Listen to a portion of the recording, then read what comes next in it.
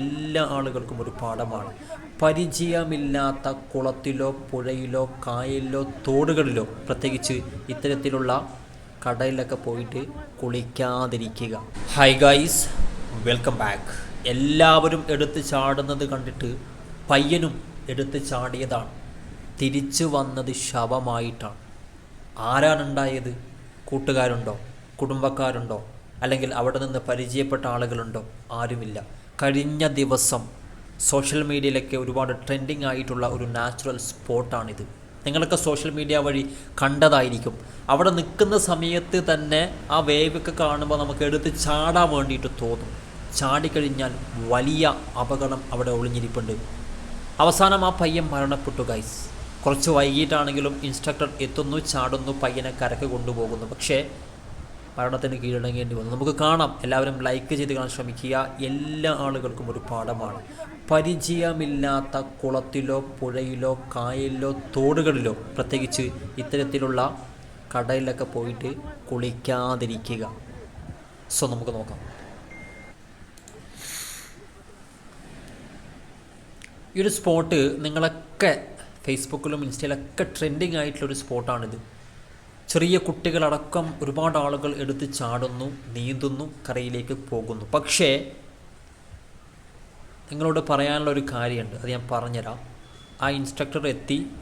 അയാൾക്ക് വ്യക്തമായിട്ട് ആ ഒരു ഭാഗത്തെക്കുറിച്ചിട്ടും കടലിൻ്റെ ആ ഒരു അന്തരീക്ഷത്തെക്കുറിച്ചിട്ടും അവിടെയുള്ള പ്രകൃതിപരമായിട്ടുള്ള, അതായത് ഏത് രീതിയിൽ തിര പോകുന്നു, എങ്ങനെ കരക്ക് പോകണം എന്നുള്ള കാര്യങ്ങളെക്കുറിച്ചിട്ടുള്ള വ്യക്തമായിട്ടുള്ള ഒരു ധാരണ ഉള്ള ഒരാളാണ്. അതുകൊണ്ടാണ് അയാൾ ധൈര്യപൂർവ്വം എടുത്ത് ചാടി ആ പയ്യനെയും കൊണ്ട് കരയിലേക്ക് വന്നത്. പക്ഷേ ആ പയ്യൻ മരണപ്പെട്ടു.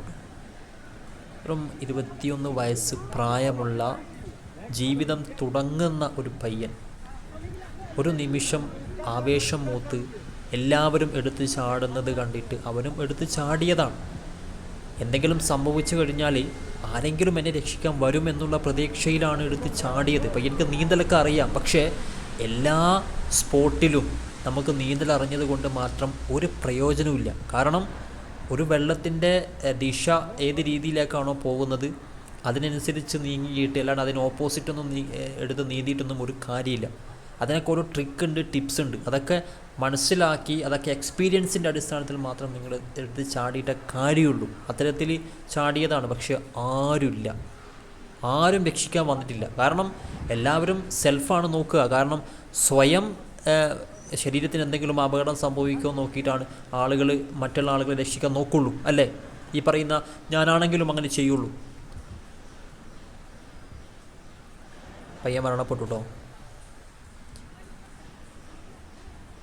എന്താ ചെയ്യാം?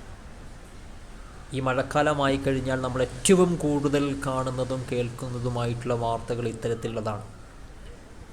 കുളിക്കാനിറങ്ങിയ 4 സംഘത്തിൽ ഒരാളെ കാണുന്നില്ല, അല്ലെങ്കിൽ കൂട്ടുകാരോടൊപ്പം കുളിക്കാൻ വേണ്ടിയിട്ട് പോയി ഒരാൾ ഒഴുക്കിൽപ്പെട്ടു, അല്ലെങ്കിൽ തിരയിൽപ്പെട്ടു, അല്ലെങ്കിൽ മലവെള്ളപ്പാച്ചിലിൽപ്പെട്ടു. അങ്ങനെയുള്ള വാർത്തകളൊക്കെ അല്ലേ? എത്ര കണ്ടു കഴിഞ്ഞാലും കേട്ട് കഴിഞ്ഞാലും ഒക്കെ പഠിക്കാത്ത ആളുകൾ, അവരോടൊക്കെ നമ്മൾ എങ്ങനെ പറയുക? സോ ഷെയർ ചെയ്ത് കൊടുക്കുക. മറ്റു വീഡിയോ കാണാം. Bye front.